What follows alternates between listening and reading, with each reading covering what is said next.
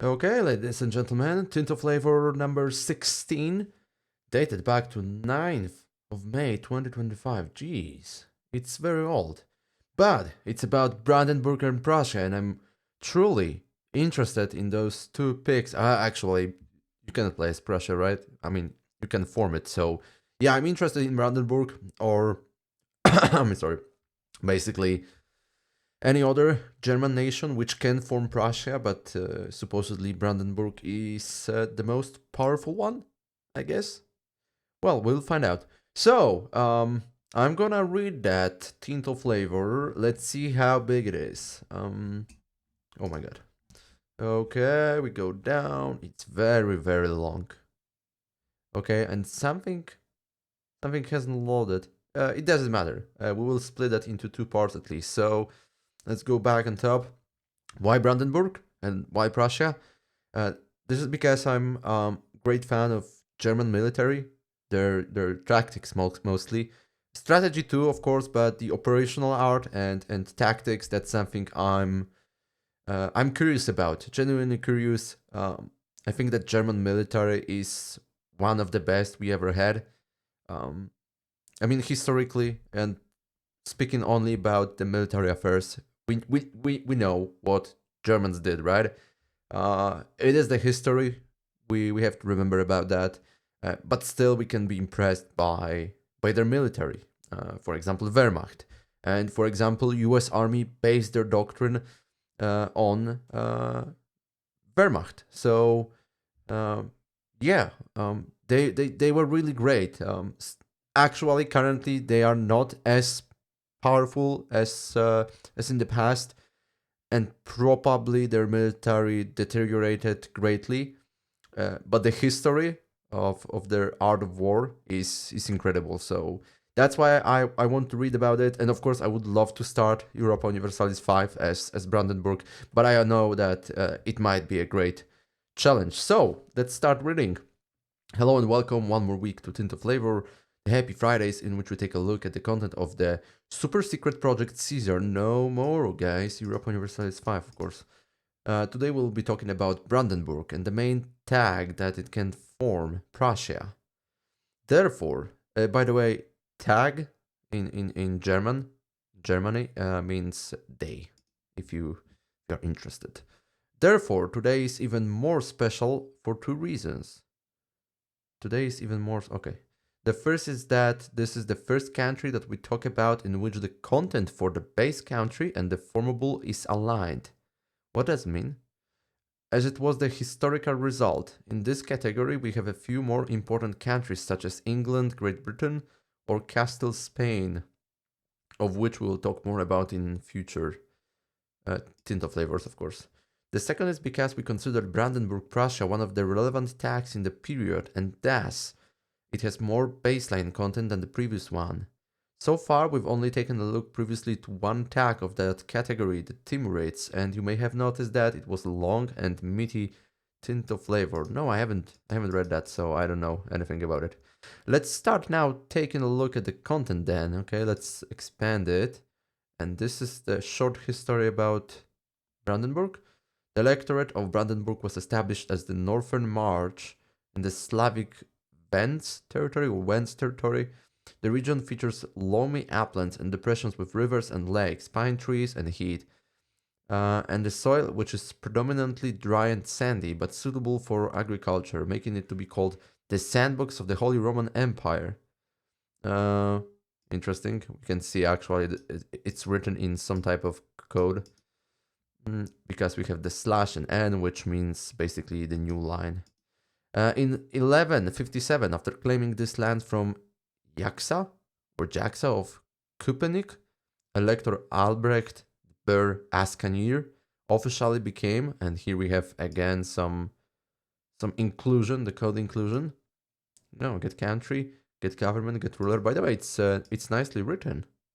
Well, nice. Good coding standards. Initially limited to Havelland and Zauche, he encouraged the Italic Ostsiedlung. Okay, that was supposed to be bold, I guess, or capitalized. No, bold. I think it's bold, yeah. Process towards the Neumark east of the Oder, which is the river, of course. Oder.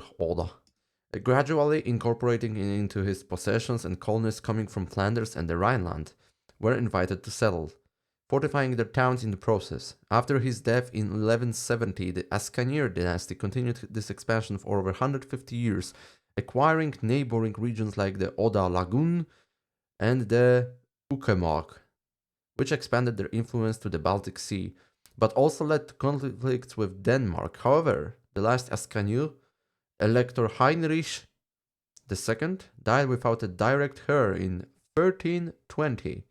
Now, the von Wittelsbach dynasty has arrived, but the lack of interest in ruling over these lands casts a shadow over the future of the Electorate of Brandenburg. And here we have it. Beautiful gentleman. Okay, that 3D model is not bad, but I'm pretty sure we will see a few more which are absolutely terrible. Okay, Elector Ludwig von Wittelsbach. He's mediocre leader based on his statistics. We have primary culture Markish. We have population just below 1 million. Primary religion Catholicism, and then we have also the culture. So Brandenburgish, Polabian, Kashubian, which is very Polish. Markish, Greater Polish, 5%, over 5%, and a few more, of course, which we don't see here. As usual, consider all UI, 2D, and 3D art work in progress. Where 3D art, just remove that. That's it. That's all we need. The starting situation of Brandenburg. Let's take a look at the map. So here we have terrain. It's hard to discern anything, and here we have that political map mode. So yeah, well, looks like early Germany, of course. So there's multiple, I guess, subjects and other countries, other electorates. So that's how it looks like. That one looks much better. Much better? No, I mean that one looks decent as well. Okay, we are not attached to just showing the flat map mode anymore. Yay! This is the flat map mode? Or this is the flat map mode?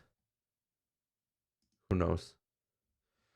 It starts with a similar content setup of that of Saxony, which we showed some weeks ago. Oh, I'm actually curious about Saxony as well. This is also another option to play. I'm more towards Brandenburg, of course, but Saxony might be very interesting playthrough as well.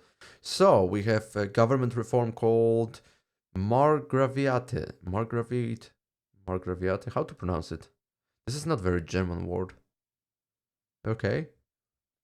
Monthly progress to defensive, noble estate satisfaction equilibrium, and army maintenance minus 5%. Yeah, I'm expecting a lot of advances, reforms, technologies, and so on related with army, either directly or indirectly, but definitely army is in mind.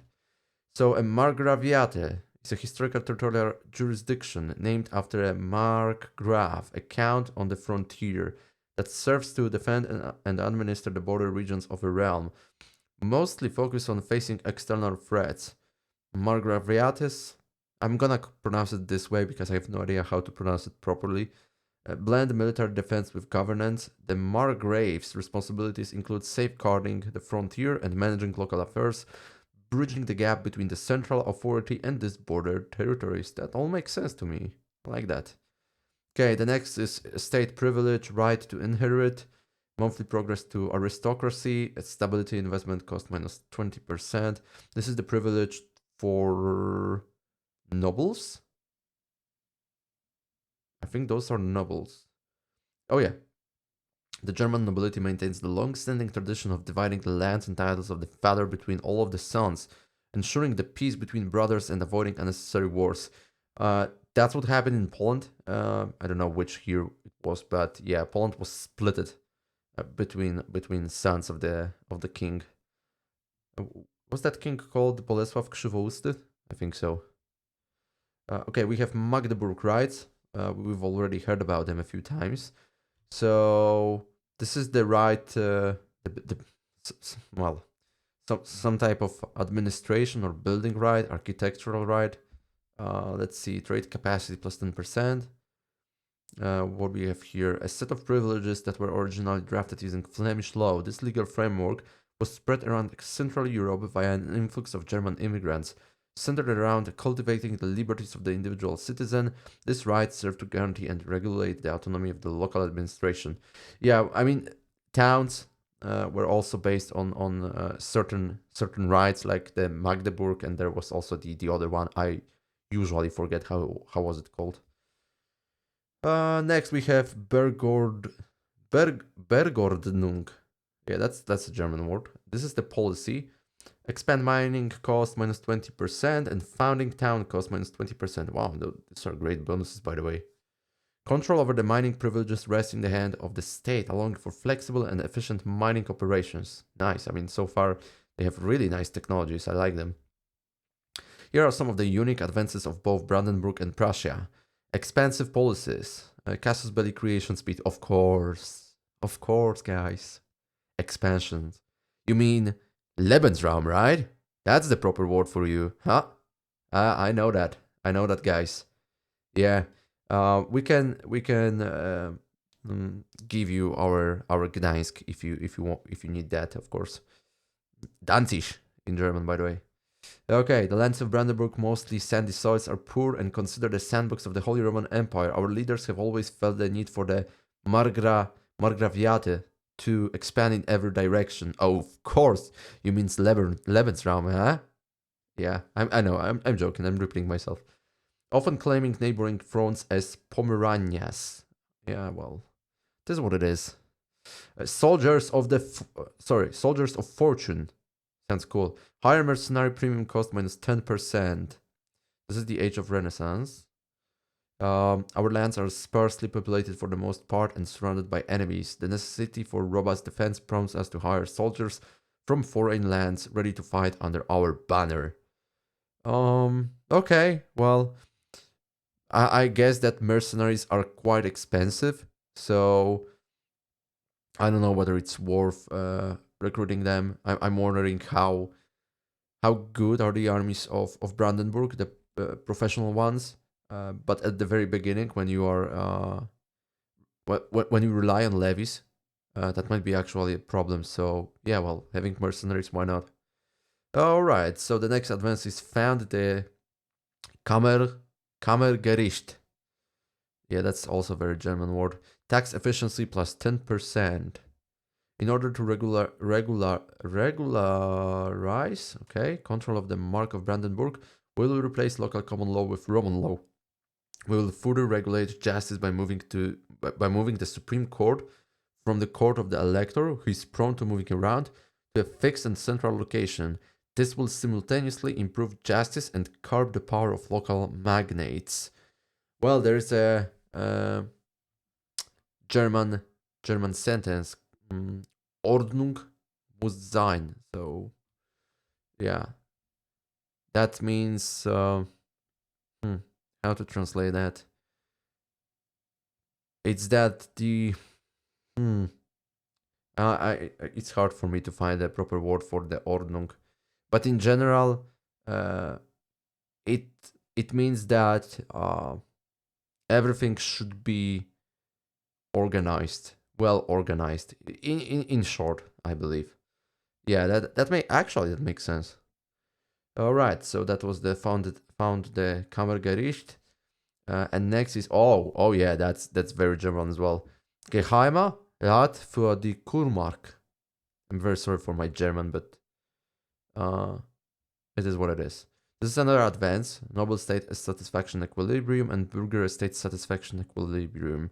The power of the Margrave is greatly threatened by the ever-increasing power of our estates. The estates are of great benefit to our nation, but the very real threat they represent to our base of power necessitates the creation of a new council, one which reduces the very real power that the estates hold over our nation into more of an advisory position for the Margrave. This way we may continue to enjoy the benefits of our estates while having fewer concerns about their needs. Fair enough.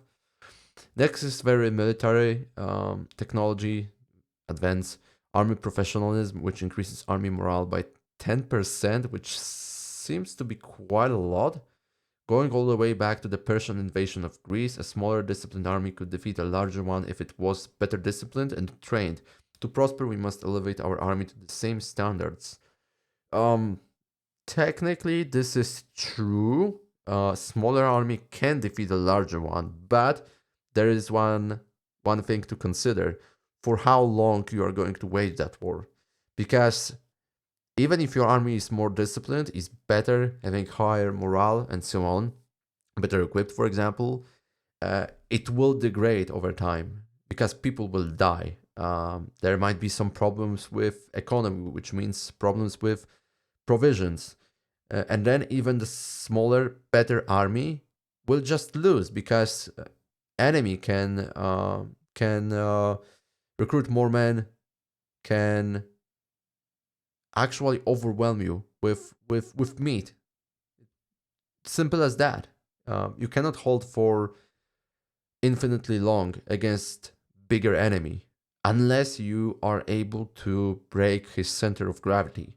So during battles, but even campaigns, there is something called like center of gravity. If you are able to defeat that and take advantage of that, then you are in a good path to win the war.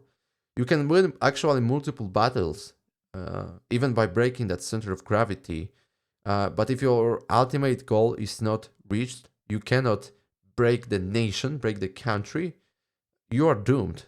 You will not win that war. I mean, I think that that's the case for Poland many times. Like we were able to win battles, but we struggled winning wars, and that was our problem. In case of Germany, it was much better. But if we go back to World War II, they also weren't able to find the center of gravity of a whole nation. Of course, they defeated us. They defeated France. That was pretty simple for them. Uh, in case of France, actually, they found the center of gravity for French army. They defeated that, and then they just captured the whole nation. There was, of course, that was the fault of France that there was no real will to put pressure on Germany and keep the fight on. It is what it is. But in case of Russia, even despite the fact that Wehrmacht was able to win a lot of battles on the tactical and even operational level, they weren't able to destroy center of gravity of the Russian nation. So yeah, well, okay, it doesn't matter. Let's go further. So the goose step. This is oh my lord, infantry power plus 20%. Holy shit. Although looking rather odd, the goose step is specifically developed to ensure that our men help hold their line as they advance towards the enemy. This provides our armies with a tangible advantage on the battlefield. So the goose step is basically putting all the men together in a very tight formation and moving like what? The goose step? I have no idea what it means. Actually, I've never heard about it before. I can imagine that the ranks are packed very tightly, so there is no will in soldiers to retreat because they can feel their comrades next to each other, and that boosts their morale, even if enemies are charging at them or firing at them or whatever. Alright, so Brandenburg and Prussia might have some military related advances, yeah, but take into account that this okay, I don't know what's later, approximated half of the amount available, so there are non-military related ones. Oh, really? Glad to hear that. Let's now take a look at the narrative content, which is quite meaty. This is one of the first starting events for Brandenburg. I'm thinking about stopping here since we went through those technologies, but I'm curious how much is left. Okay, it hasn't been loaded though. Let's go up. So we start where? The von Wittelsbach of Brandenburg. This is one of the first events? No, I don't think so. So this is the narrative content. I already hate that 3D model again. It would be much better to stick to that 2D paintings. Oh my god. Okay, what's that, by the way? With the death of the last member of the Ascanier of Brandenburg, Elector Heinrich II Ascanier, in 1320, the Brandenburgian lands fell in the hands of Holy Roman Emperor Ludwig IV von Wittelsbach, the elected emperor of the Holy Roman Empire. In order to keep the northern German territory administrated, Holy Roman Emperor Ludwig IV assigned the Brandenburgian March to his son, Elector Ludwig von Wittelsbach. This is the start of the von Wittelsbach era of Brandenburg and a period of trouble as the Elector was placed as ruler at a young age, leaving much of the government in the hands of Count Berthold V, the wise von Henneberg. Robber barons, economic issues, and the general discontent of the population. What? I don't get that sentence. Brandenburg will prevail. This is the event option, the only one, by the way. We lose 50 legitimacy, which is a lot. We gain Wittelsbacher neglect for forever. Okay, fair enough. This modifier is active until we are no longer ruled by the von Wittelsbach or until the event the von Wittelsbach vitalized Brandenburg fires.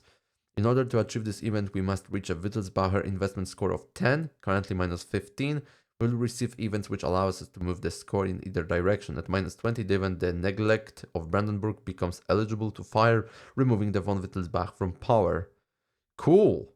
This is very nice. So, despite the fact that each country has different technologies, reforms, and so on, those events also make it very unique for certain countries. Like in that case, you can deal with your dynasty either one way or another. That's very nice. And here we have Wittelsbacher neglect. Marks control minus 20%. That's huge. Monthly control minus 0.05% and monthly legitimacy minus 0.02. Well, that sucks. The lands of Brandenburg have been neglected for some time as the distant ruling dynasty has lost its interest in them. Robber barons and the increasingly autonomous burghers and clergy are taking advantage of the opportunity generated by the power vacuum, hindering the present and future of these lands. This modifier is removed once no member of the von Wittelsbach dynasty rules the country. Slightly painful, definitely. Fully agree with that. Okay, so what's next? As you see, there are around 30 events that may be triggered after this. Oh my lord, that's a lot. Of varied topics that impact the governance of Brandenburg in the first decades of the game. One of the most interesting ones are those related to the false Valdemar event chain. Here we have the return of Valdemar Ascanier, which is, that guy is probably a Pole. At least that's the very Polish name, Valdemar. Okay. So there's plenty of things down there. I'm curious reading them.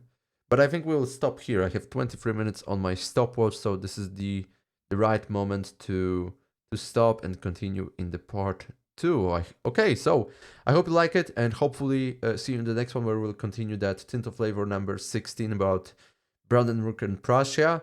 I hope that we will see more content related with Prussia itself, because I'm genuinely curious what kind of technologies or military related things they can offer to us. So, okay, that's it. Once again, thank you very much, and see you next time. Goodbye.